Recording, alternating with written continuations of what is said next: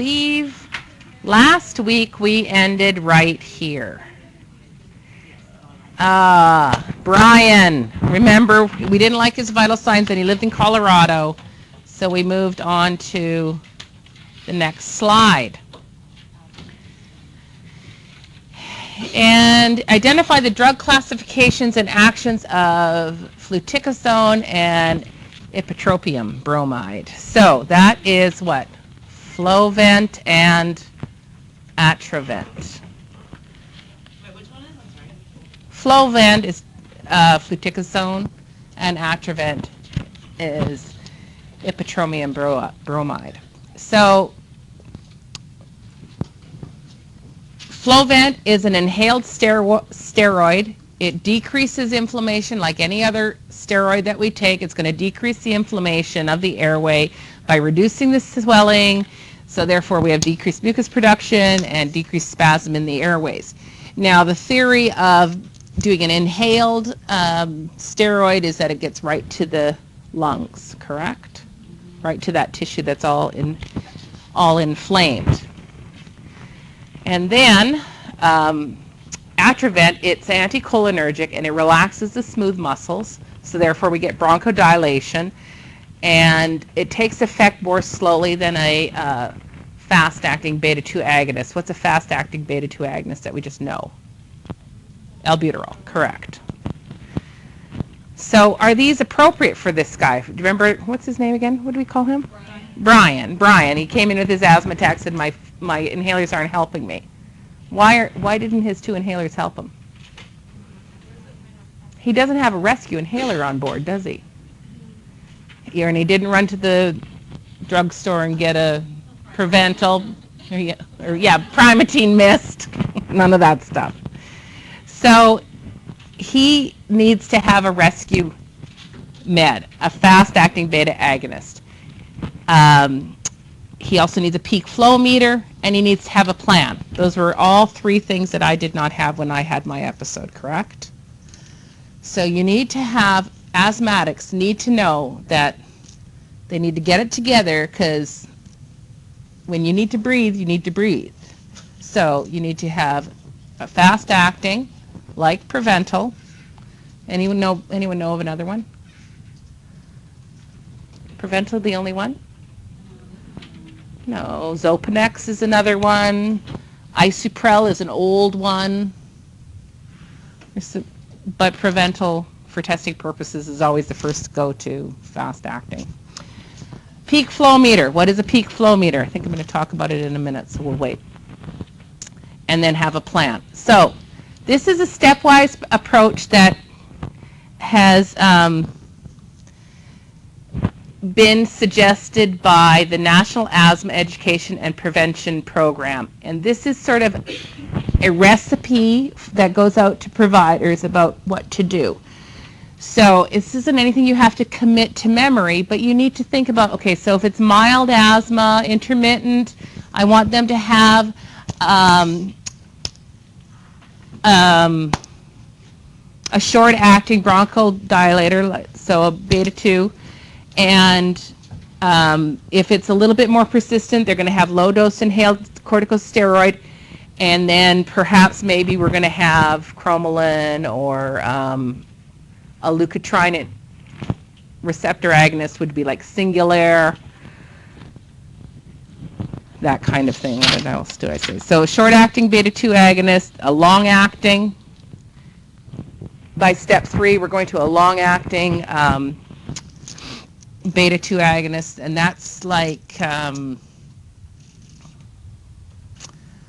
Ceravent is one, and Floridil's another. They must never be mixed up as rescue. Early on when Ceravent was first made, if individuals mixed them up with their rescue inhalers, there was some deaths that occurred from that, from the inhaled Ceravent. So you want to make sure that your patient understands the difference between the 2 of them. What they really need to understand is what's going to be their rescue. Their short-acting beta-2 agonist, Prevental. It's also called Ventolin. It's also called Albuterol. It's all the same drug, and that is their short-acting. And then when we are teaching them here to take their inhaled corticosteroid, is there anything you need to know about inhaled corticosteroids? Rinse your mouth after you take it. But if you're taking a short-acting and the steroid, you take the short-acting first because you want to bronchodilate them up and get it open as much as possible, and then shoot in that steroid so it gets down as far as possible, correct? Okay. So there's some strategies involved here for sure. So our physician orders albuterol, 2.5 milligrams plus ipratropium, nebulizing stat. Now, what is the rationale for that order? Why does he want to do that for Brian? Based on what we just said, right? We will need to have the bronchodilator. It's a fast-acting, and the ipratropium causes bronchodilation. I read that and said bronchoconstriction in my head, and I thought, what? Anyway, no. So we're going to open them up. So we want to do that as fast as possible for poor Brian here because he can't breathe. And then the rationale for starting him on O2, we put him on O2. Why do we do that? Because he wasn't oxygenating. What was his saturation at the beginning? 88. And despite living in Colorado, that's still kind of low, right? So he also has increased airway resistance, a decrease in his tidal volume, and we want to compensate by increasing that concentration of inspired O2 because he's not breathing big breaths. He's not getting enough in. Oops. What the heck happened there?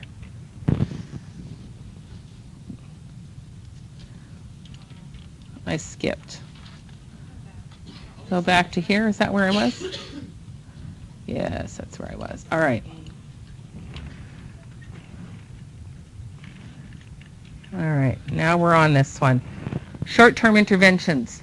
So a guy comes into your emergency room and he's can't breathe and he's anxious.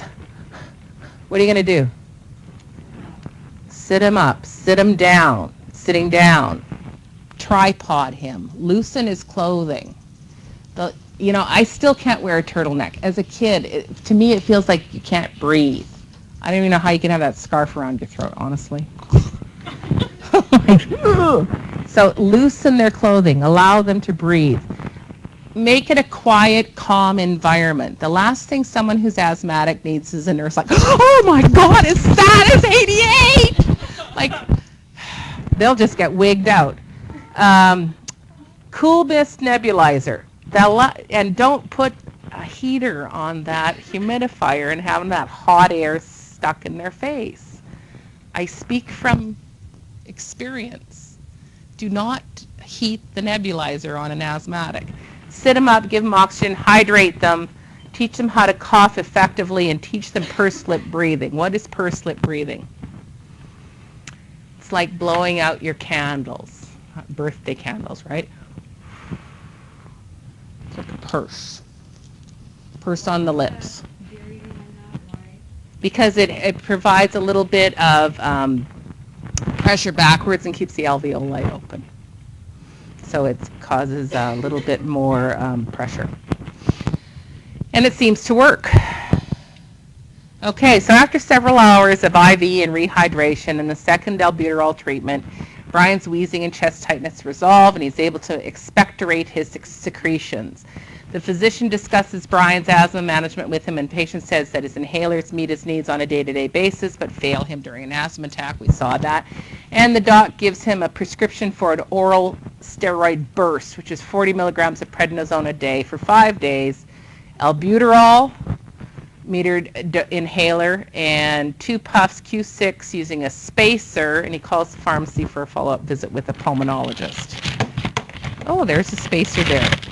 These are spacers. Here's a child spacer, like a little face mask, and here's the spacer for an adult. And you need to teach people how to use these things. You can pass those around if you like. Has anybody never used a spacer with an inhaler for a patient?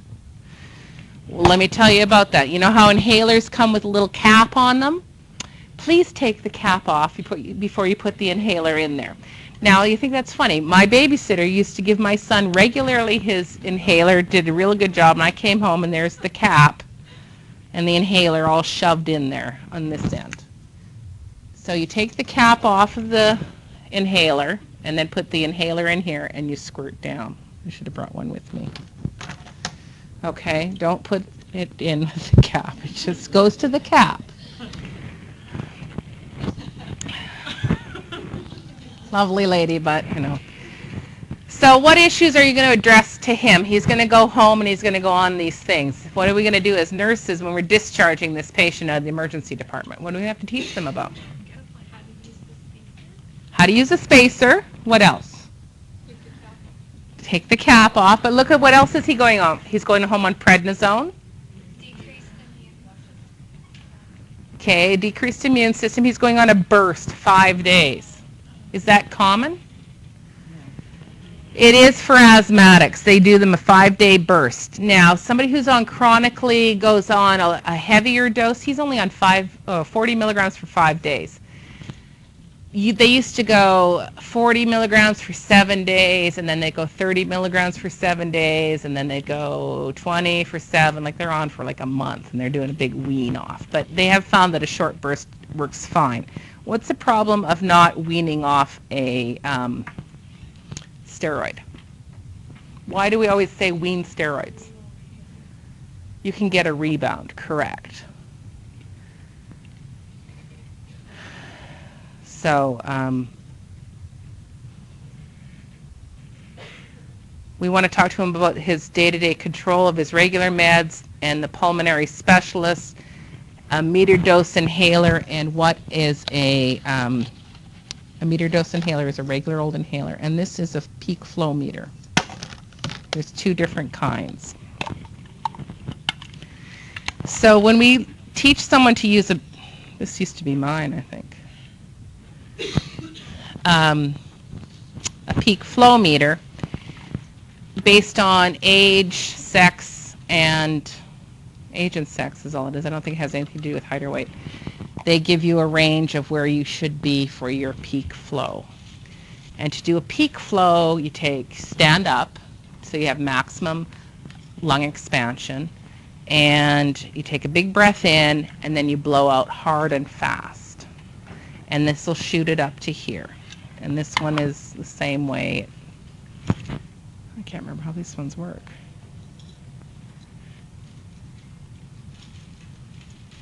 Anyways, do you know how this one works? You blow in that one, but I don't know how it registers. Anyways, so it'll register in between the zones. So there's always red, yellow, and green, just like a traffic light. And so if you're in the red zone, that's the bad zone. You need to go get help. If you're in the yellow zone, that means that, there's something going on, so you should maybe start your regime. And if you're in the green zone, that's where you always want to be, right? Okay, so an asthmatic should do that every day and track it and keep their little diary. And as it gets into the yellow zone in their diary, they should be thinking about, let's see, it's because I went to that cat show and I have a cat allergy, and maybe that's why I'm not breathing so well. So maybe there's an app for it to remind them. I don't think you can just blow on your iPhone and it's going to figure out what your peak flow is, but they have attachments for them? To test your blood sugar on your iPhone? Okay, well, you know what? There could very well be a little device that you stick on the side of your iPhone and you blow into it and it says, your peak flow is this and you should lose 30 pounds or whatever, it'll test everything. But what you want to teach your patients is they need to have everything ready and plan for your exacerbations. Asthma is a chronic disease. It doesn't go away. Do you outgrow asthma? Do they really outgrow asthma? Okay. Can you get it again? Yes. I never grew out of mine. So it could come back, is what I'm trying to say. I had a sister-in-law who had terrible asthma, had a baby, and it went away. So now I thought, oh man, I'll have a kid. It'll go away. It never did. Didn't work that way for me. So we're going to, yeah, it made me worse. No kidding. There's worse things now. Okay, so we want also the trigger journal. Don't go to cat shows, don't sit in front of the fire, whatever your triggers are. Never buy your wife that perfume again, whatever the trigger is. And also for asthmatics, NSAID use. Older patients, when we look at our geriatric population, they use a lot of NSAIDs, correct? And they may be wondering why their breathing is acting up, their asthma is acting up. It could be related to the NSAIDs.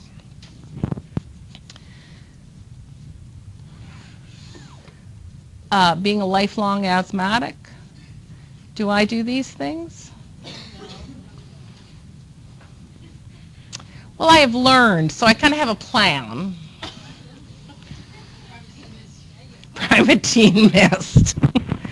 After that, I did have that accident I told you about, but then when I was writing my thesis and doing my research, and I was working full time and trying to be super mom and super wife and super everyone, and it was Christmas time and I was having Christmas and I got really sick and ended up in the emergency room, almost got myself intubated.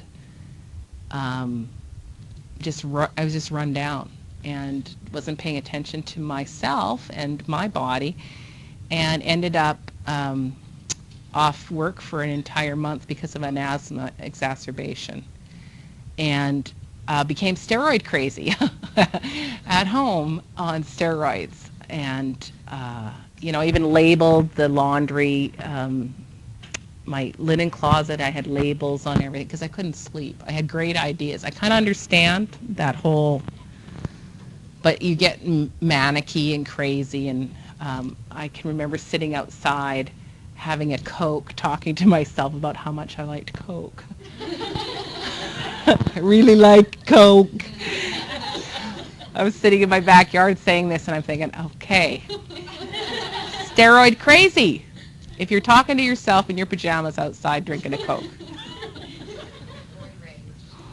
Oh boy. Anyway, don't let yourself get run down. And teach your patients, because, come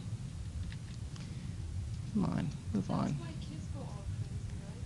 Well, there's all sorts of reasons why kids go crazy, but albuterol will definitely ramp them up and keep them up. Yes, they won't sleep. Why is this not moving forward? Okay, so I wanted to show you this. This is awesome.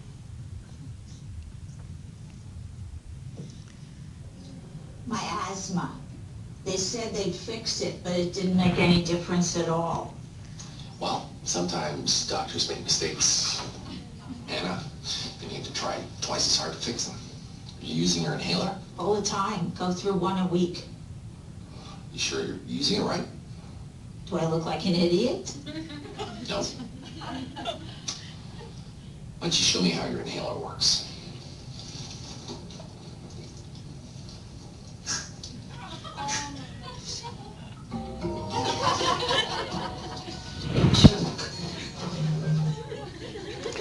Okay, so what does that tell you? You need to have them demonstrate to you how they do things, right? That was a Primatine mist, by the way, that she had there. I recognize it because I almost drank one of those once. Anyway, you ask Brian to demonstrate the use of his meter-dose inhaler, and he vigorously shakes the canister, holds the aerosol at an angle pointing towards his cheek in front of his mouth, and squeezes his canister, and he takes a big deep breath. Is that the correct way to do it? No. And Iggy does a good job. So there's lots of telling you how to do it. He has no space, and he did a fast inhalation. That's why we want to use these. Thank you. I couldn't, it was gone out of my head. Menopause, you lose nouns. I'm sorry, it's called a spacer. And so you use a spacer. He had poor coordination. He angled it towards his cheek. You want to set that all up. There's no breath hold. He didn't hold his breath. No mouth rinse. No inhaler cleanse. Really, you want them to use their dilator first, that they allow 1 to 2 minutes between puffs. And this is really annoying when you're the one that's in there giving them their meds and you're like, that is the best way to do it. And then they should wait about 5 minutes before they put their steroid in. Okay? Did we ever do it that way? No, we just shove them through there. And You don't need a spacer, right? You can just put a filter on that. he could, but you're going to get better. It will be better if you have a spacer, because when the advantage of a spacer is that it hold. Where is it now? I'm thinking like when you carry one in your purse or whatever, when you don't have a spacer. Well, no, you are not. But what you do is that you hold the whole dose is held in this space, correct? So they're going to breathe that in slowly. They're going to get the full dose. When they just puff it into their mouth, a lot of it is lost to the air, they exhale it right away. It comes out the sides of their mouth. So if you read, actually, you're not even supposed to put your lips around it. You're supposed to have about 2 finger. Yeah, I did. I read it and it kind of confused me because it was like one, you put your lips around it, and another one, you don't put your lips around it. Right. So it's confusing. This is the best thing that a patient can get. They're going to get their full dose if they use a spacer. And for sure for kids, what? This just all seems kind of impractical for men. Like for women, you can put it in your purse, these 3 devices. For men, Well, sorry, man. Suck it up. I'm just trying Get a man purse.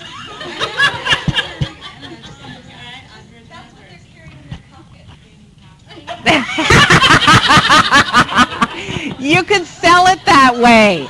You could sell it, man. Just carry that in your front pocket. And you know what?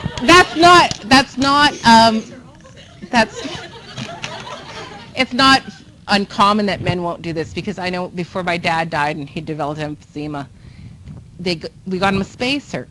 And he's like, oh, using that dumb spacer, it's for kids. I mean, he didn't, because he saw my son with one, he's like, I'm 79 years old, I'm not going to use that, it's for children. It would have been much better had he done that. So he just sat with his little breathing treatment machine all day. So what do we want to teach Brian about his meter dose inhaler? What do you want to make sure he knows how to do? How does he tell if it's full or not? Put it in water. Does it float? If it floats, it's empty. It should be tilting downwards. There's a picture, I believe, in Iggy of that.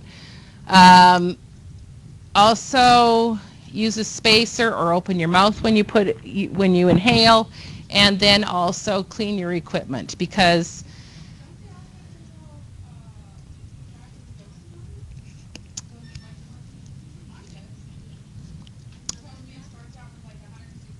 it does on the steroid one, on like the Advair.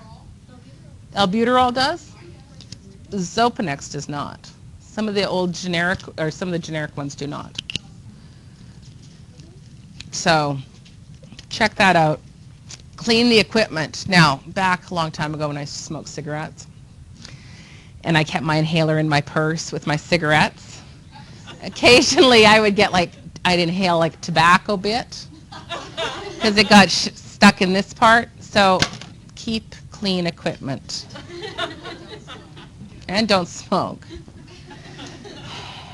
I tell you guys all my sins, all my sins.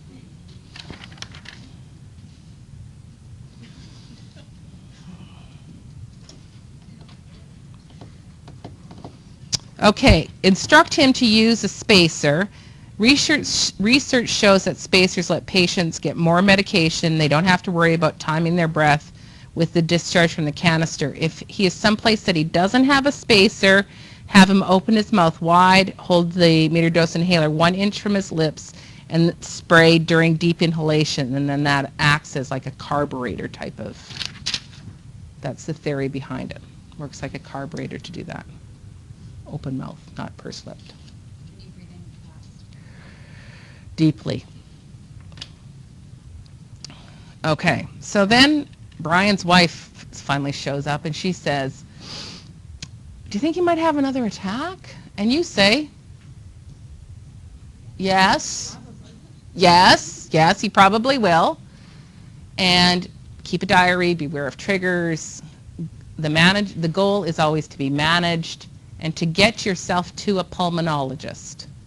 Get somebody who's an expert in the field to manage this.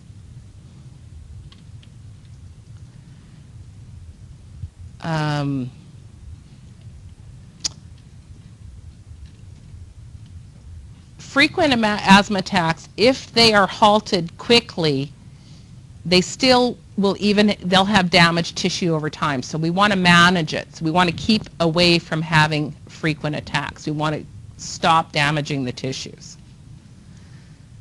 Use your flow meter. Oh, we already talked about what the flow meter's for. Measures the maximum flow rate that can be generated when the individual takes a maximum inspiration and expels the volume with the maximum expiratory effort through the peak flow meter device. Does anybody want to try one and show it off? No, because we don't know where they've been. Okay, I don't blame you. It measures in liters per minute, and it will indicate if there is airflow obstruction. So they're particularly good for kids to teach them how to use it, because then we can get them in the zones. Yes? Do they not use those in the hospitals? Because I don't remember any of my asthmatic patients having. We don't use them in the hospital because they're already in there So just with an exacerbation typically. But if you, see, those are the ones that we have already. So here are the directions on how to do it. And you take the highest of the three numbers and you record that daily. Now, after I almost bought myself a endotracheal tube and, was super mum, I did track myself, and I used a peak flow meter, and I was religious about doing this for about 6 months. And then, but it definitely does work if you are monitoring yourself and you fall into that caution zone. Then you can amp up your meds. Maybe you're only using your inhalers, PRN. Maybe it's time to do them regularly for a few days and get yourself dilated up again. So getting someone in with a pulmonologist and having a plan is definitely to their advantage.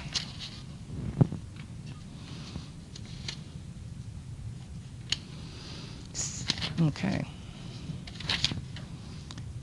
So did I do this about the spacer?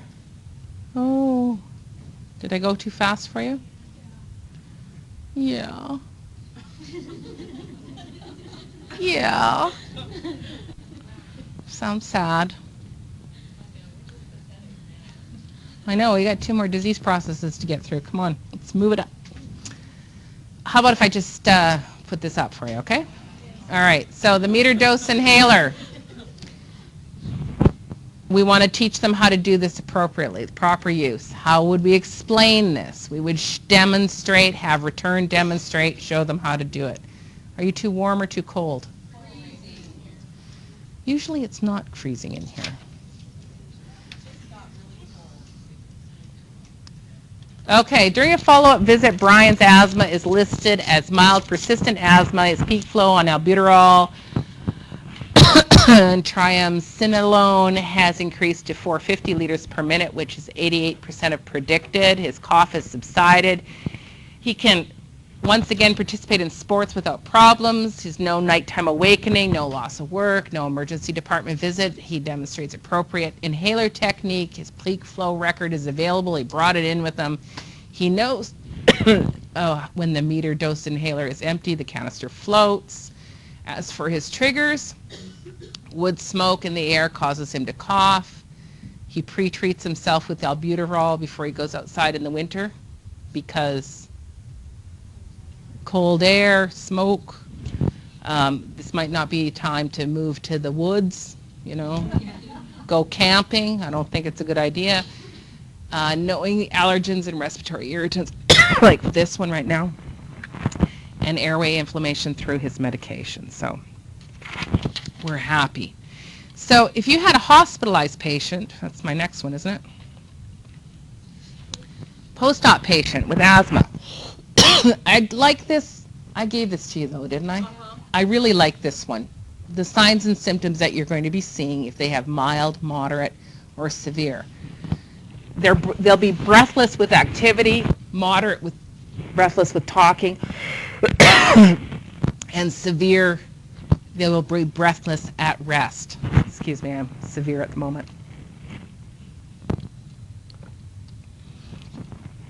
So this breaks it down quite nicely for assessment purposes of your asthmatic patients postoperatively. So what would indicate respiratory distress? Well, it would be the ones over here on the left. So if we look at impending respiratory failure, we're going to see them breathless at rest. They won't be able to talk to you. They can't lie down. They're scrambling. They're trying to get up. They're post-op. You're like, lay down, lay down. Why are they scrambling? They're trying to get up. They're going to be greater than 30 breaths per minute. They're trying to maximize their oxygenation. Paradoxical thoracic abdominal movements. So their stomach will be going up. You'll be seeing a difference. Breathing pattern. Their stomach will inflate. Let me stick my stomach out as far as I can. Not a gross shout. While they're exhaling, their stomach will go up. Does that make sense to you? It's paradoxical.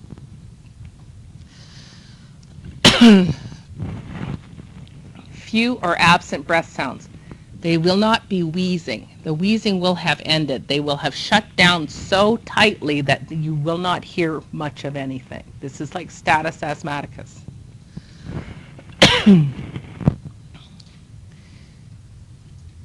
Yes.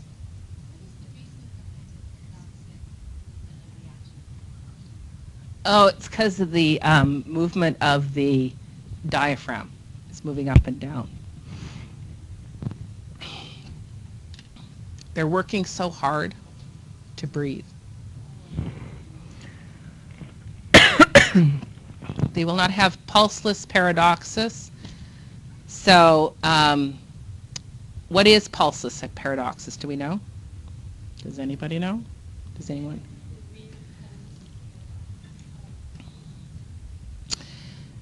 The pulse becomes weaker when one inhales and stronger as one exhales, is what pulseless paradoxis is. Inhales. Pulseless paradoxis is just an exaggeration of what normally happens. And it's weaker on inhalation and stronger on exhalation is the pulse. Now, when somebody's in a crisis situation, you can feel those variations more readily, and there is not one at all, pardon me, in respiratory failure. It's absent.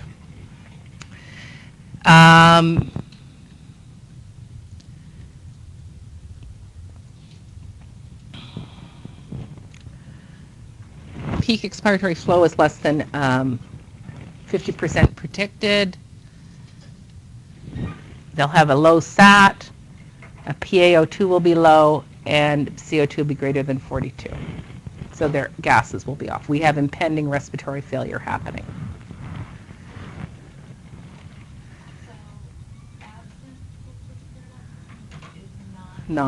It's not there. There's no normal variation. Now, I know you're going to say, I don't usually feel a variation when I take a pulse anyway. You don't. No. You can, if you work at it really closely, there is a normal fluctuation. It's exaggerated in some cases where you'll see it present. Yeah, okay.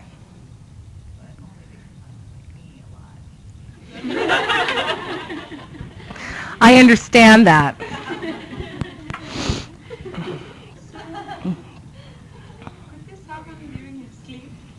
No.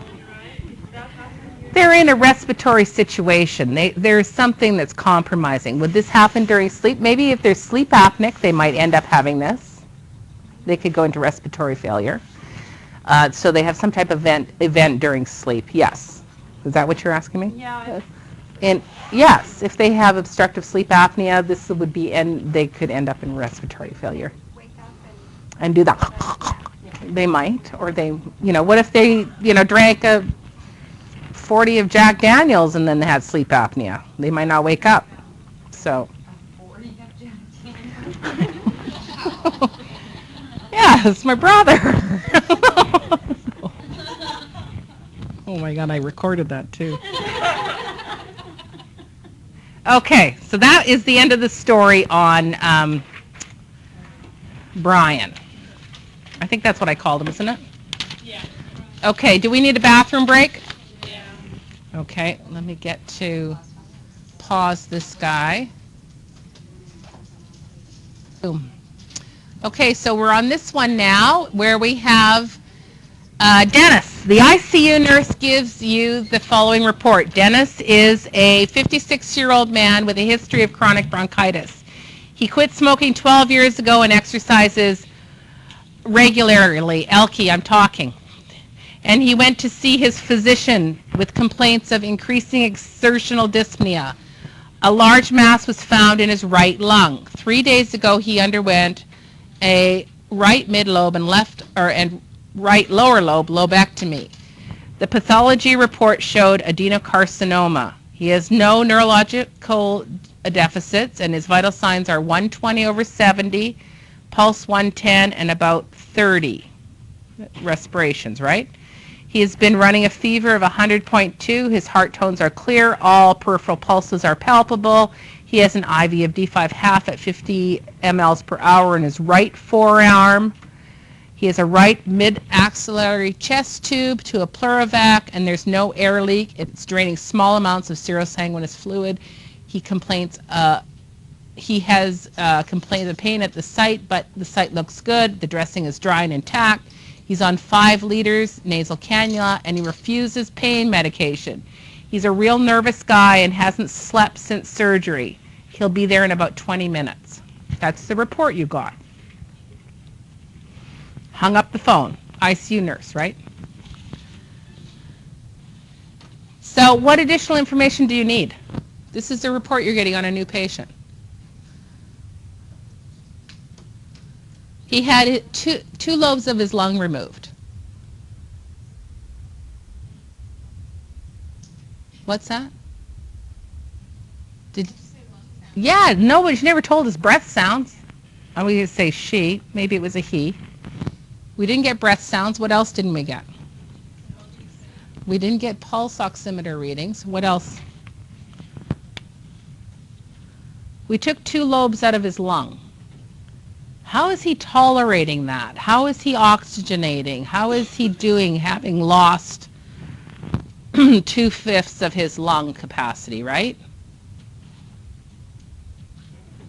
How is he tolerating that reduced lung volume? We don't know. We don't know if that's the reason why he's sleeping or not. And does he have any allergies? That's something that you always say. No known allergies, or he's allergic to Demerol, maybe. What is he allergic to? Would have been nice to know. So those are things that you're going to ask on the S-bar. If you get an S-bar like that, you want clarification. Oh, and does he have any support? Does he have any family coming to see him? Does he have a support system? So Dennis is transported by wheelchair past the nurse's station to a room at the far end of the hallway, and you enter his room for the first time, and you find him sitting on the edge of the bed with his left leg in the bed and his right foot on the floor. You introduce yourself, and you tell him you're going to be the nurse for the rest of the shift, and you note he keeps rubbing his left hand over the right side of his chest.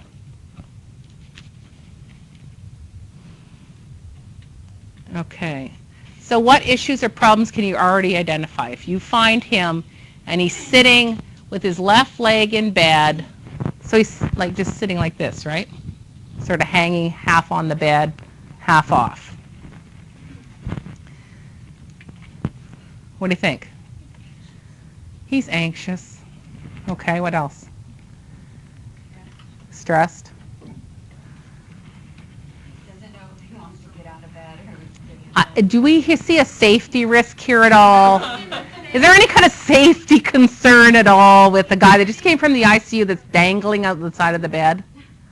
He's pretty fresh from surgery and he's just kind Yeah, yes. Okay, so there's safety issues, definitely. We also got in report something else, that he has not had any pain medication. He had 2 lobes of his lungs removed and he's refused pain medication. Are we all concerned about that? Yeah, I'm concerned about that. And he also, like Carrie said, he hasn't slept. What happens if you don't sleep? What's that? You go crazy, you get delirious, delirium, the D's, remember the D's from the very first class we had? So we have some issues that could come out. So what are we going to do for this guy right now in the room? 4 things we can do. First of all, I'm going to make him put his side rails up. I'm not going to let him be dangling on the side of the bed. He's refusing assessment. Offer against. Find out what concerns are. Right. We're going to look at his vital signs, get his O2. We're going to do a pain assessment. We're going to address his isolation. He's way at the end of the hallway. We're going to say, I know you feel, like you were in ICU where the nurse was very attentive. Now you're at the end of the hallway. Here is your call light. I will respond to your call light immediately, or whatever pager, whatever they have in where you're working. You want to reassure him. You want to make sure that tell him, well, all my patients are down here at the end of the hallway. I'm not at the nurse's station. I'm down here. I'm here. I'm available. Right? You want to make sure your patients understand that. Give them the call light. So then Dennis tells you, well, I have a nephew who rolled his Jeep and busted himself up real bad and he got hooked on those drugs and I don't want any of them. Is that uncommon? No, people think that all the time. How likely is it that we're going to get Dennis addicted?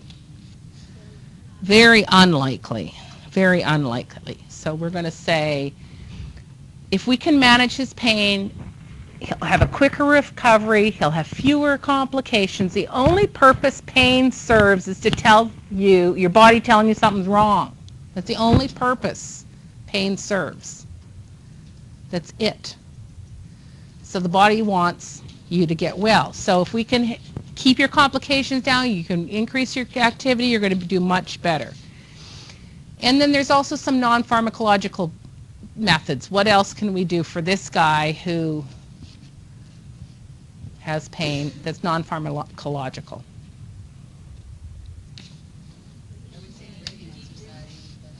Position, breathing, deep breathing, meditation, visualization, guided imagery, massage therapy. Where's the massage therapist in the group?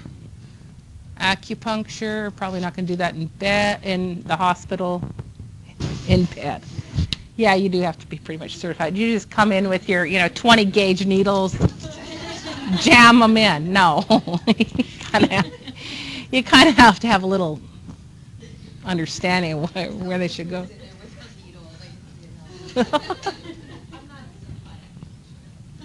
Acupressure, therapeutic touch. That's a big deal over at some facilities. Okay. And then the next thing we want to know is, why is Dennis experiencing difficulty using his right arm? Is this expected at all? He had his right lower and mid lobe removed, correct? Do you think he should have problems with that right arm?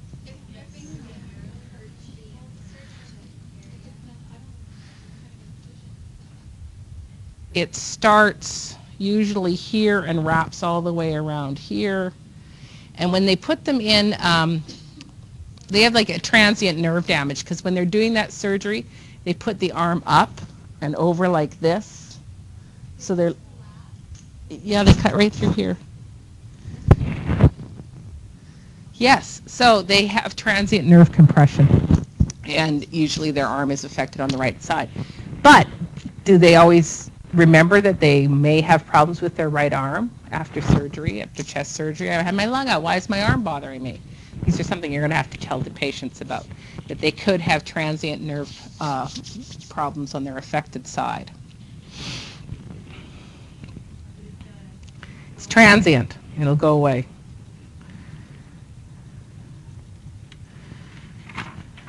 All right. Standard post-lateral thoracotomy incision begins just below the right nipple in front, curves posteriorly below the scapula, and extends slightly cephalad of the vertebral column. So it really opens them right up, and all that intervening muscle is cut. They go in between. So yeah, they're sore. So it is serious business. So you're going to give him morphine, 8 milligrams, and tell Dennis that you're going to come back in 30 minutes. And that's, of course, you're going to do your pain follow-up, right? So you can see if your pain management worked for him. But he calls you in 15 minutes, and he comes in and he goes, I think I'm going to throw up. And what are the next 3 things that you're going to do? Give him a basin. What? Check his blood pressure. Check his blood pressure.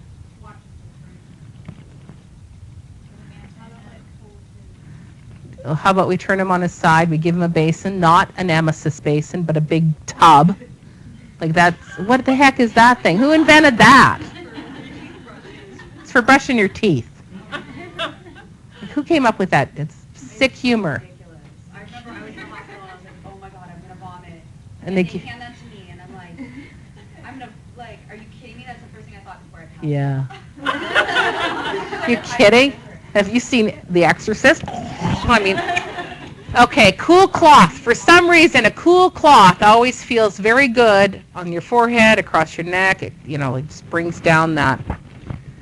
There's a physiology behind it. I can't pull it out of my head right now, but. Is it the cool cloth cools the blood going to your brain through your... Could, I'm yeah. happy with that. He states, I started feeling sick a couple minutes ago, kept getting worse until I knew I was going to throw up. Given this information, sudden onset of the nausea is because of the morphine, MSO4 morphine. And appropriate thing to do is to give him the second dose of morphine before reporting the reaction to his physician. No, what are you going to do?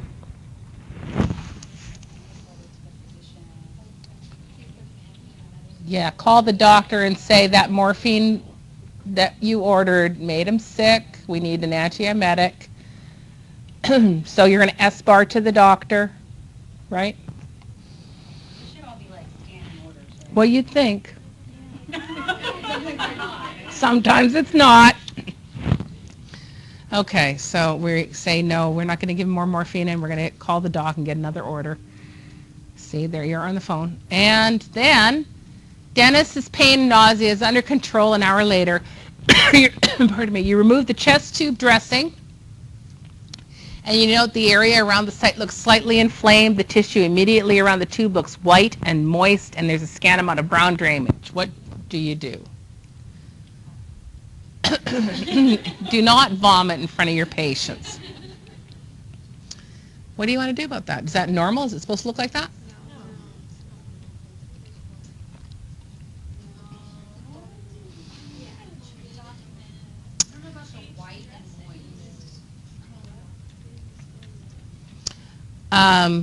We're going to cleanse it. It's macerated, isn't it? If it's all white and moist, it's macerated. Slightly inflamed is normal. We're going to cleanse it with sterile water or normal saline. The normal saline might sting a little bit. If it does, tell them. The dressing needs to be changed more often. If it's macerated, it hasn't been changed. It's just sat there in wet dressing, right? Just wetness. We're going to secure it, and we're going to call the wound care nurse in. So, and we're going to document it.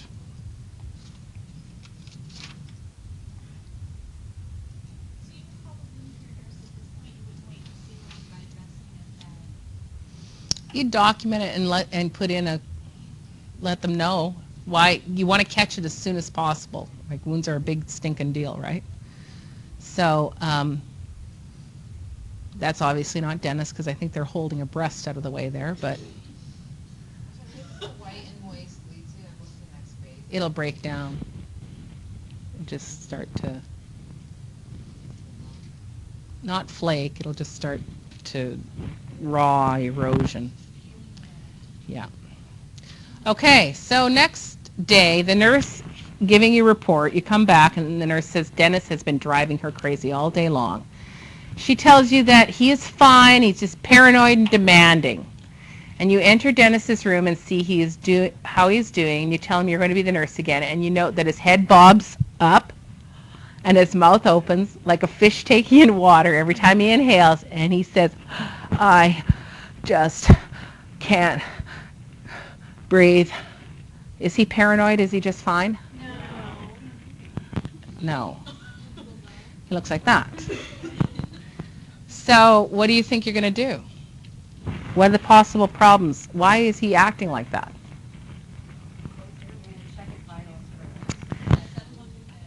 So what possibly is causing this? What do you think is going on? Let's do that first before what our actions are. But you would do the actions first. That is good. What do you think? What has he got? He's got decreased lung volume.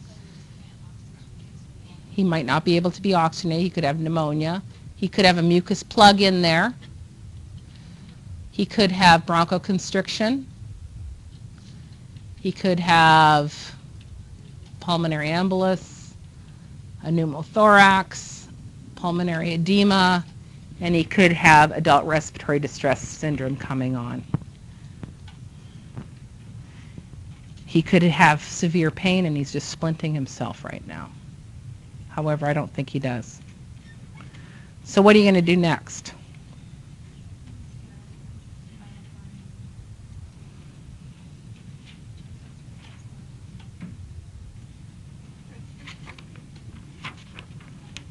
I'm going to put oxygen on him, right? I'll probably put a non-rebreather. I'm going to get his vital signs.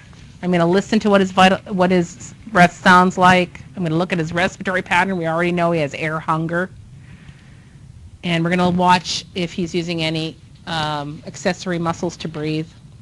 So he's at 46 breaths per minute. So you auscultate slight air movement over a large airways. No breath sounds distal third to the third intercostal space. So he's on nothing from to here downwards.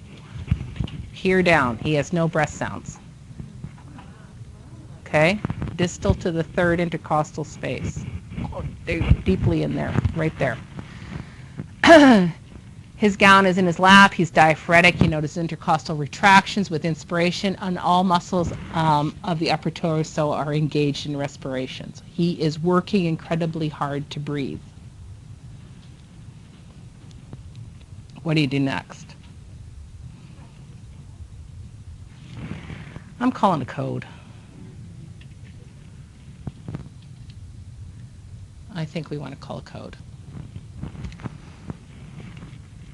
Some rooms have buttons on the wall where you just hit a button and it calls a code automatically. It's not to cancel a call light. Okay? I've done that. On my own mother. God, an idiot. Yes, my mother, I thought I was canceling her call light, and I called a code. Yes, but we want to get it all going at the same time. Get people in to help him. If he is working that hard and you can't hear any breath sounds below this, we're going to call for help, right? So Dennis is successfully resuscitated, transferred to ICU. The physician returns to the floor and compliments you on your clear thinking and fast action, because that always happens. They come back to tell you that. And the nurse who gave you a report comes up to apologize. She's relatively new and asks you to explain how you know when a patient is in early and late stages of respiratory difficulty. And she states that she wants to learn from her mistakes so that she doesn't put another patient through what Dennis experienced. Well, that's great. So in a just environment, we're going to learn from our and not point fingers. So we're going to teach her, right? So how do you distinguish between early and late signs of respiratory failure? How about I just put them all up here for you?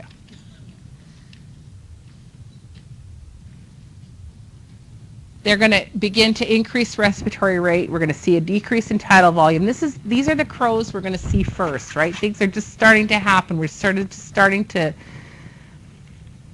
get an inkling that something's going on. They're starting to maybe posture a little bit more, use their accessory muscles. You see the subclavian sucking in a little bit more than usual.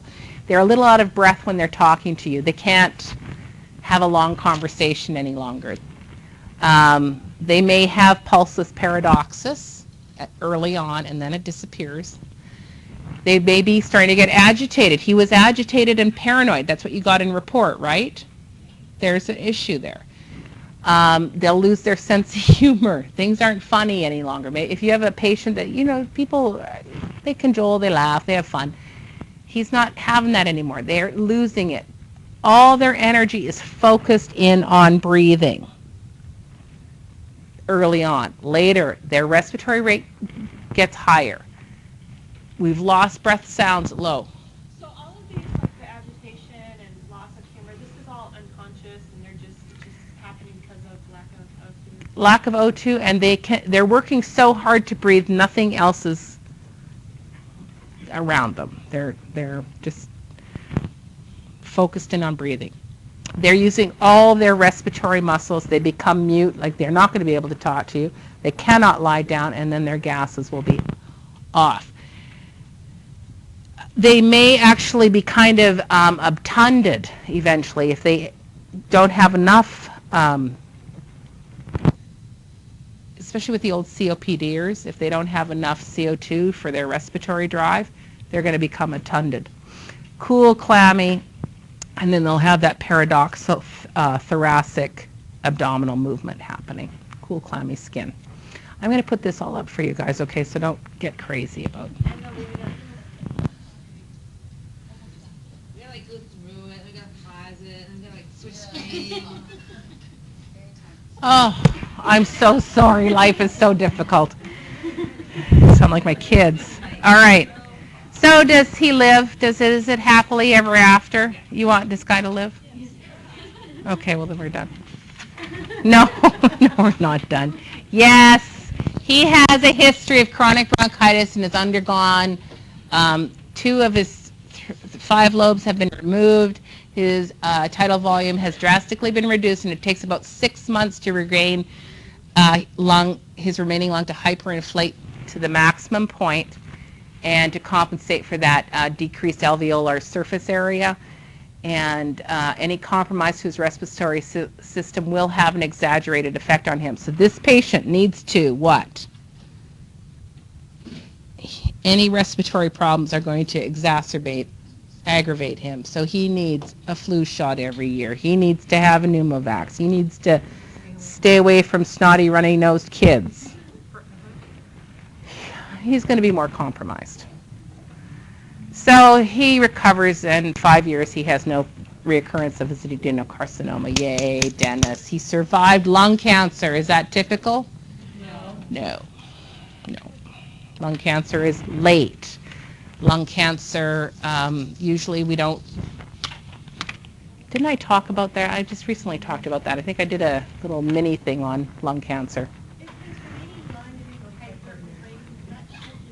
Yes, anatomically he will be a little altered somewhat. It will shift everything over somewhat. His heart will shift away. Maybe this is the question, but There won't be any breath sounds. So it's always very interesting to find breath sounds charted on patients who don't have those lobes. So when you find that, that's interesting to find out because somebody obviously didn't listen or didn't pay attention. I'm going to charge through and we're going to do COPD here with this guy.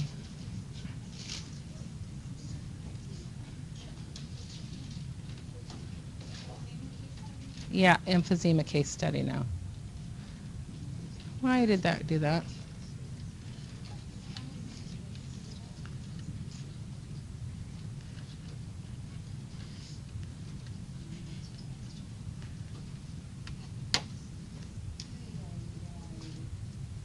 Hello, my name is Henry Williams.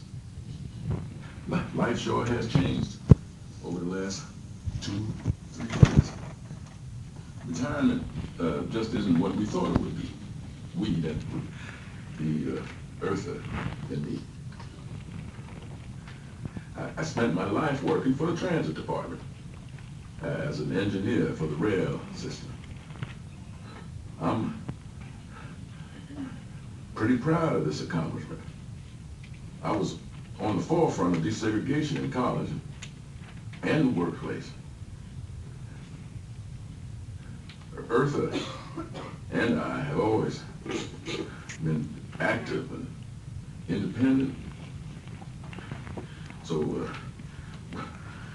we thought we would retire to this nice apartment and do some traveling, since it's just 2 of us. We haven't done much of this with my health and now Eartha's. It's been a change moving from our nice home and gardens to an apartment, but we have adjusted to that okay, I guess. We lost our only son 10 years ago to the Gulf War, and that really changed our lives as well. I don't think Eartha has ever been the same since. He left us a lovely daughter-in-law, Betty, and a grandson, Ty. But they live a couple of hours away in the city. And it's hard for us to get there.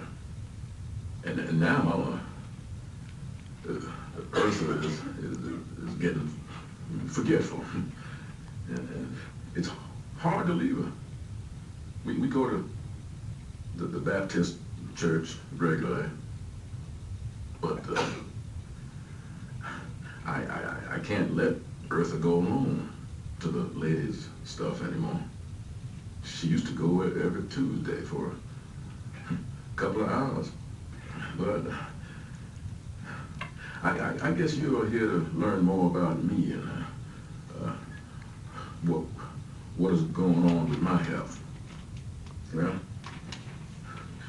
no one could tell me to stop smoking, you know, especially when I was younger. I started smoking when I was a teenager. Everyone smoked back then.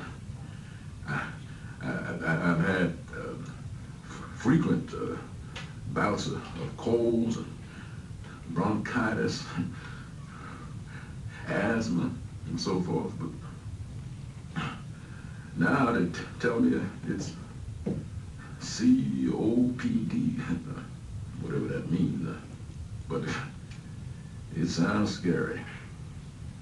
I also have a little high blood pressure, but it's not too bad. I get so anxious now, and I'm worried all the time about my wife. She's good some days, and other days she can't remember things. She asks for Anthony, our son. That is so upsetting for both of us. And she cries,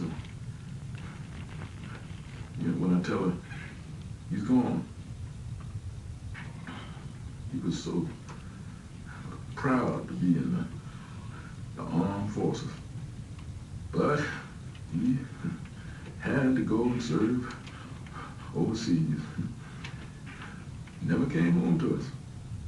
I really lose my patience sometimes with Eartha.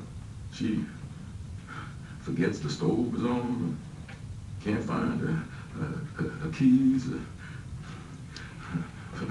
forgets what day it is, and things. Betty and Ty haven't visited us in years when they were just here. I had to watch her when she cooks, to take her with me on walks. We just can't be apart, and that gets frustrating. I worked every day, so we were busy until we retired. Now, all of this heartache, Betty took Eartha home with her while I'm sick here in the hospital. But we need to think about a new plan so Eartha is cared for, and I am too. I don't want a nursing home, but I hear there's some of those apartments where they help you some. Maybe that would be a good place for us. I sure feel bad today. I'm so tired, short of breath. The doctor sent me here last night after I called his office and told him that I just couldn't catch my breath. My neighbor was home, so she brought us in to the emergency room and took care of.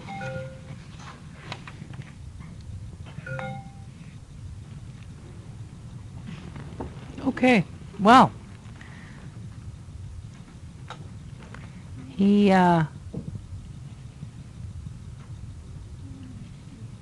doesn't sound so good.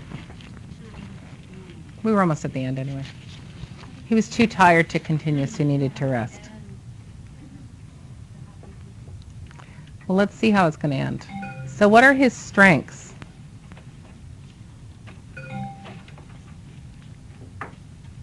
What are Henry's strengths after listening to him? He's a good man. He's a good man. Huh? He's worried about his He's worried about his wife. So he's got a wife, he's got a family, he has strength there. He sounds like he's connected in his community, right? He has church. He's Sounds flexible as far as he knows he needs help. So yes, he's flexible. He's managing his medications, we think. I mean, he talks about he has a little bit of high blood pressure, right? And so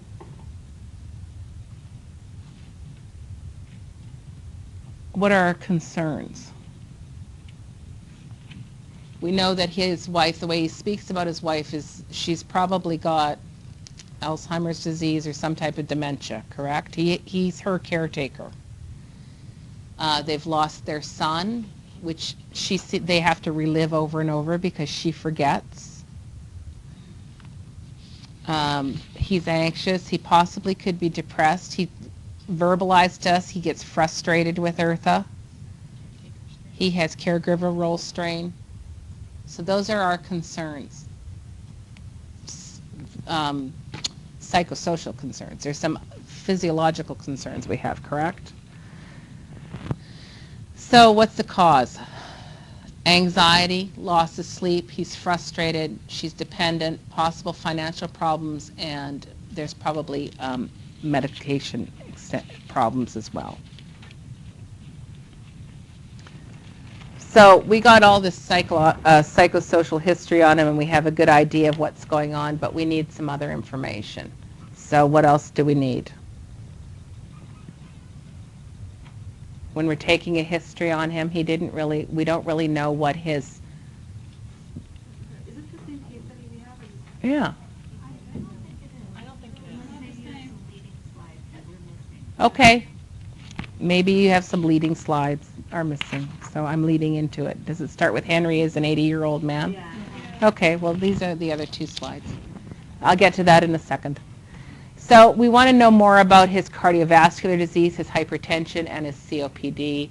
As well, we want to see what kind of resources we're going to have available. These are our long-term discharge planning for this patient, correct? We start planning discharge on admission. Can they go to an adult daycare? Is there a senior centers for meals, outings? What can we get for them? We want to find out how much of a memory lapse she has.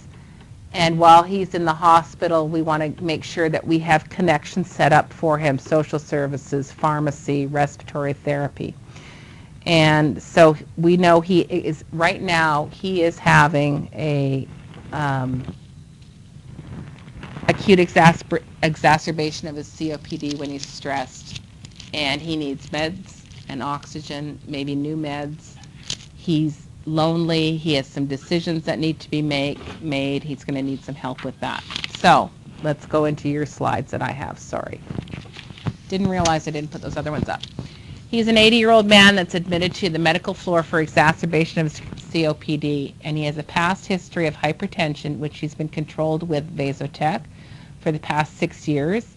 Diagnosis of pneumonia yearly for the last 3 years. He's cachectic. What does that mean?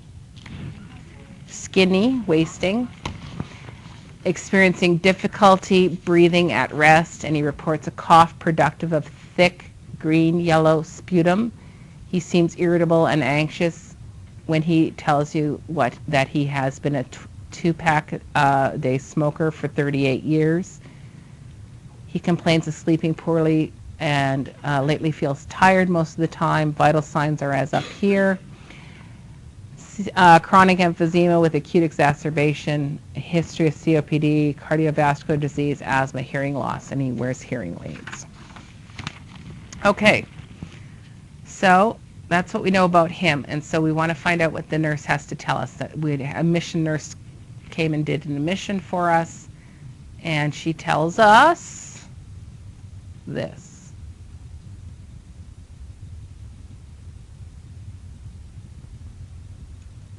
Patient was admitted last night with an acute exacerbation of chronic obstruction pulmonary disease.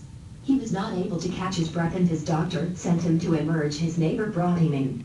He is concerned about his wife, Bertha, who has problems with memory and seems confused at times. His daughter-in-law Betty is a nurse. She mentioned that Henry appears depressed because his appetite has diminished over the past 2 months and has lost some weight. He has also lost interest in his previous interests of NFL games and crossword puzzles. Betty will look after Erda while he is here. Okay.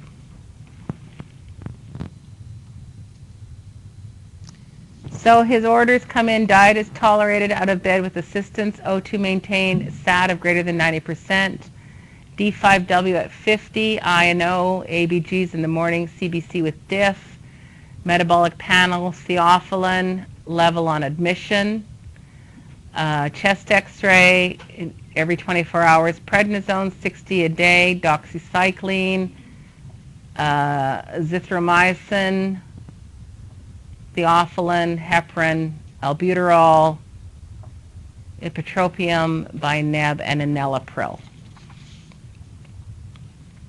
Okay, the pathophysiology of emphysema. Why do we get emphysema? Alveoli loses elasticity. Those small airways go through repeated cycles of inflammation and repair, so it's over and over again. And the collagen and scar tissues up the walls of the airways, they get narrow and they produce a fixed airway obstruction. They also lose, you know how, let's see, put my shoe back on. you know how this, on alveoli, how they have all these little grapes like this?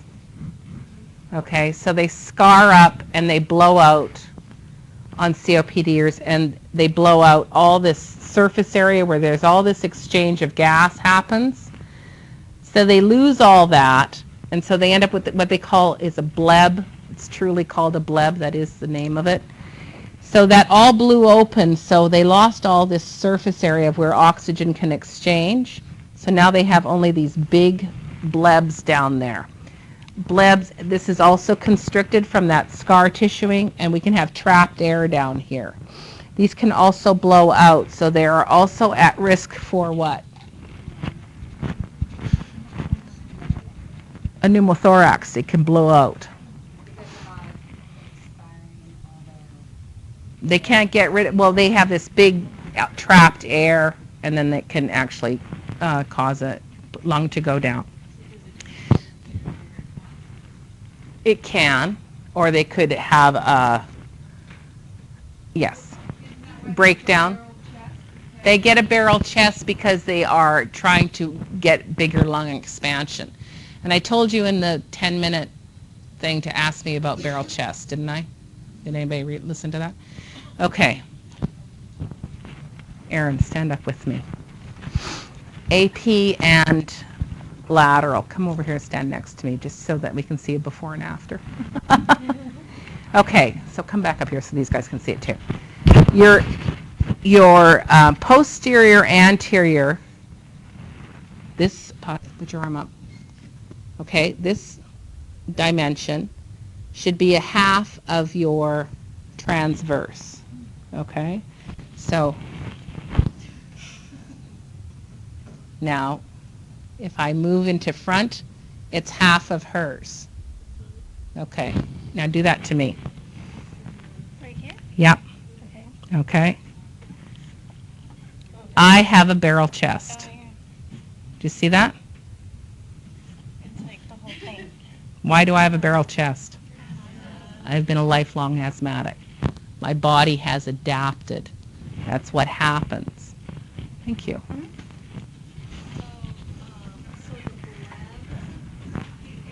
They can get trapped in there.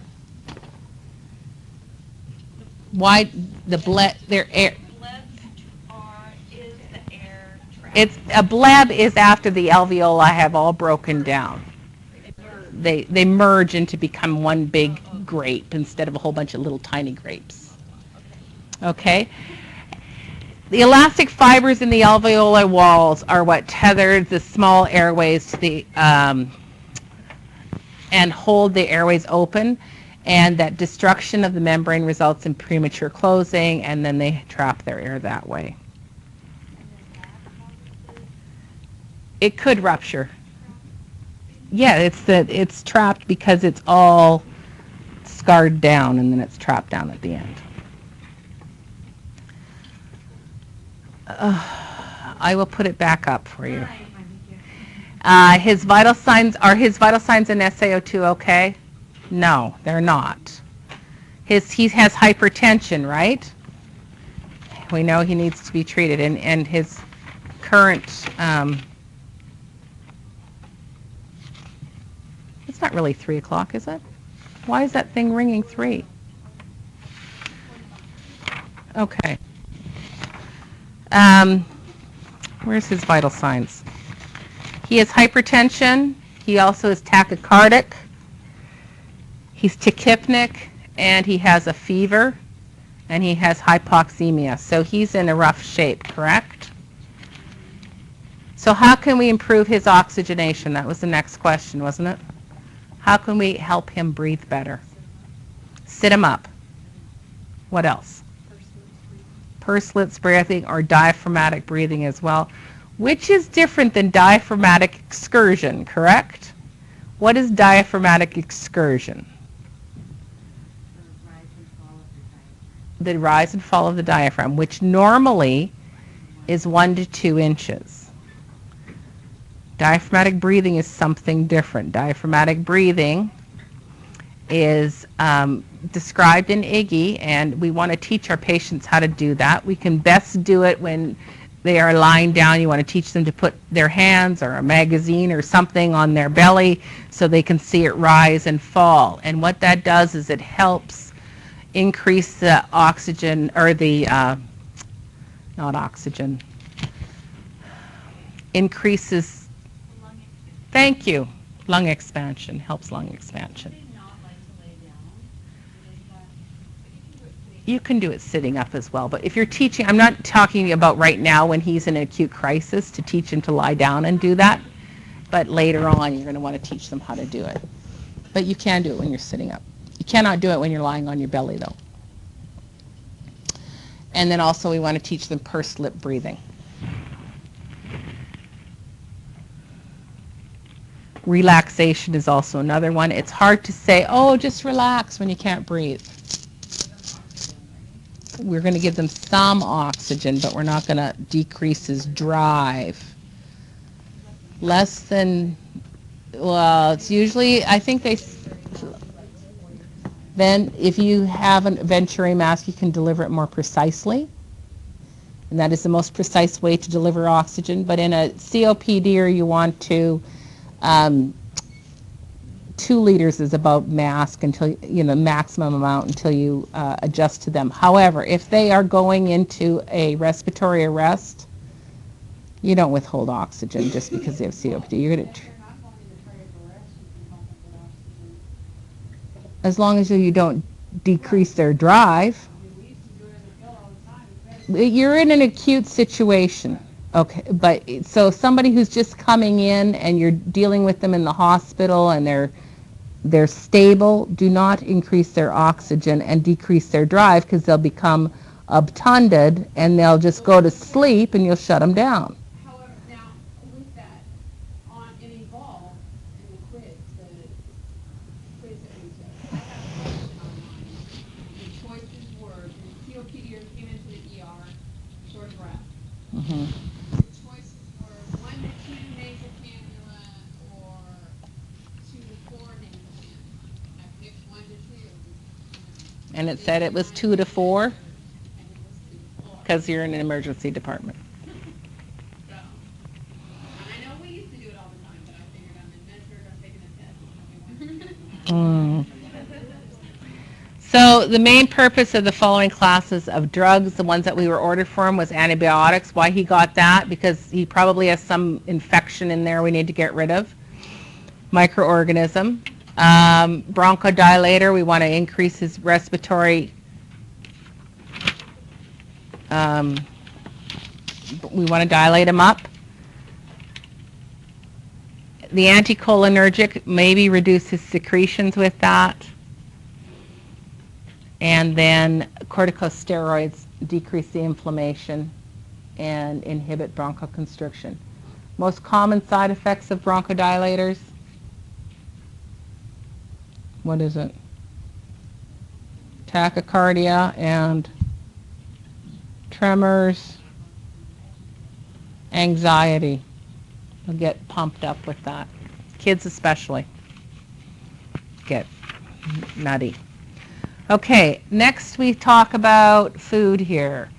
His tray comes in and he's just starving, he's hungry, he leaves the room, he's rapidly consuming mashed potatoes, and when you pick up the tray you notice he hasn't touched anything else and you say, I don't understand. He says, I don't understand, I can be so hungry, but when I start to eat I have trouble breathing and I have to stop. One theory is increased work of breathing is based on carbohydrate loads. Do you understand that phenomenon? Does anybody understand? If you eat too much carbohydrates, it breaks down into CO2. And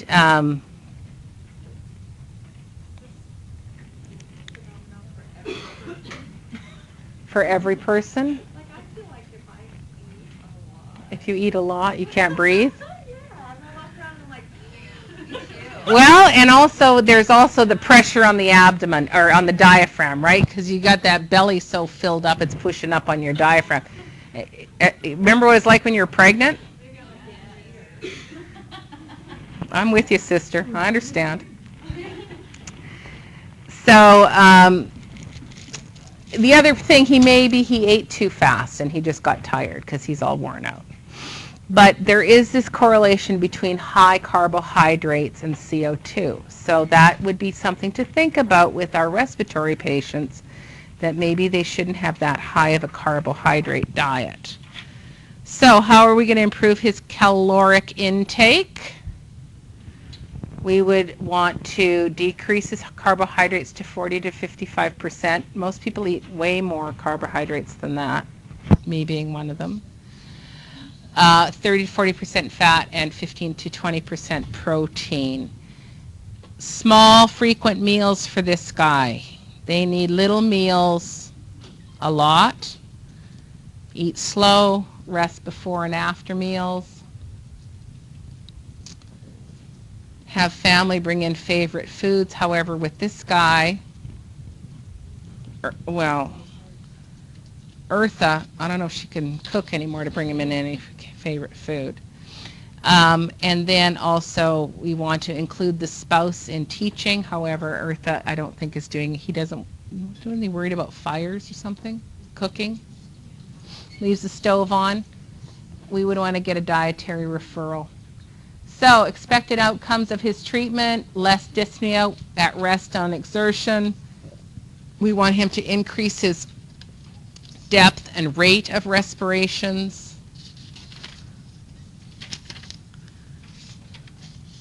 We want his ABGs.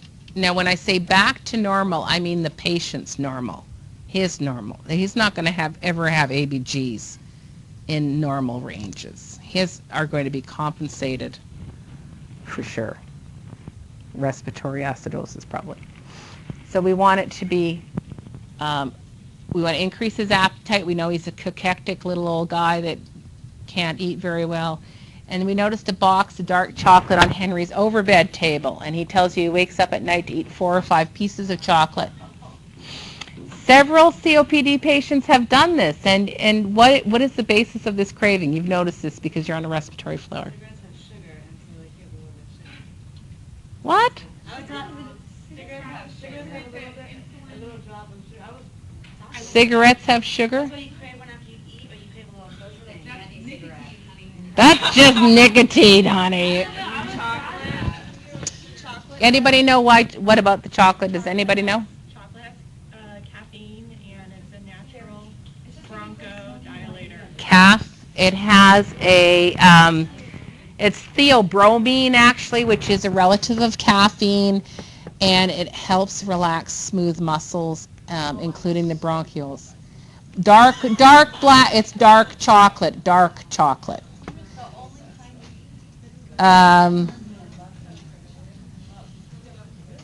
Cocoa has 5 to 10 milligrams per ounce, and dark chocolate has 35 milligrams per ounce. So it's very helpful for that COPD or just to be doing that.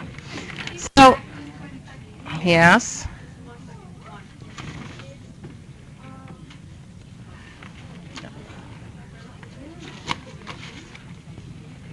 Okay, so what do you address with your, yes, dietary and nutritional needs with Henry? What other healthcare professionals need to get involved? Dietitians, respiratory. We want the whole team in here, right? Respiratory therapist for pulmonary toilet and administration nebulization treatments. Have you heard that term before, pulmonary toilet? It's just teaching deep breathing, coughing, spitting, coughing it out, getting all that stuff out. Pulmonary toilet. It's an old term, but you'll still see it. There's a nice website for you to go to there, lungs. Educational needs he needs. He needs infection control, activity, medication regime, fluid requirements. We need to increase his fluids to get him nice and sloppy and soupy. When he needs to come to the doctor, he waited till his neighbor could bring him. He waited quite a while.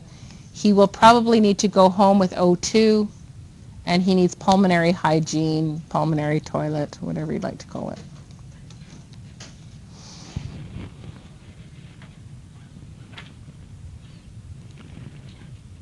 Okay, and the last is report. 2 more reports and then we're done. going to make you listen to them because I made them. Damn it.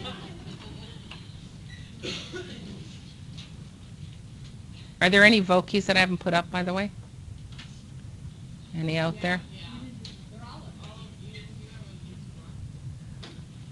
They're up, though. They're up for you to listen to. Henry Williams will be discharged today to the local rehabilitation center. He has been weak and has progressed slowly with his pulmonary rehabilitation. He still gets short of breath with his ADLs. He is worried about his wife and her memory lapses. His vital signs are stable and he is using his oxygen at night and as needed for shortness of breath with activity. He will need to have teaching done and the medication reconciliation documentation done. We faxed some of the transfer forms to the rehabilitation center. They will need to be called with a report on Henry and his plan of care.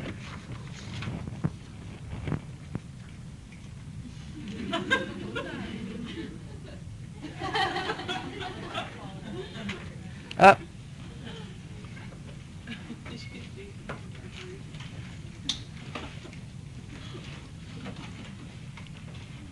Okay, part 2.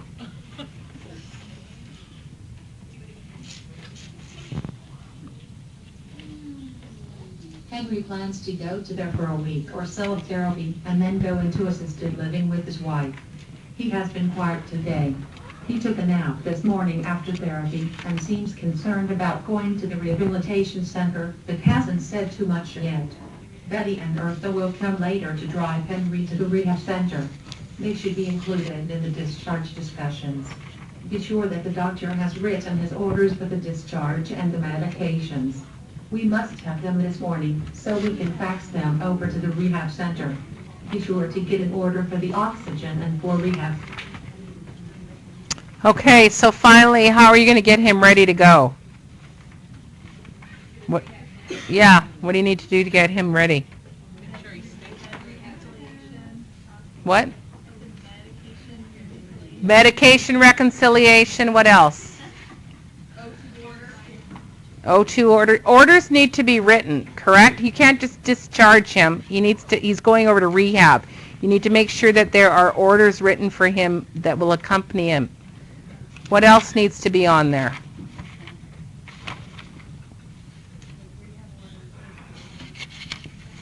If you're working in a rehab facility, what do you want to know about this guy?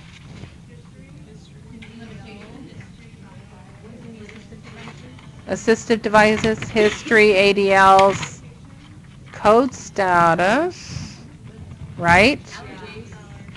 Allergies. Good. Okay, go home. You guys are too twitchy.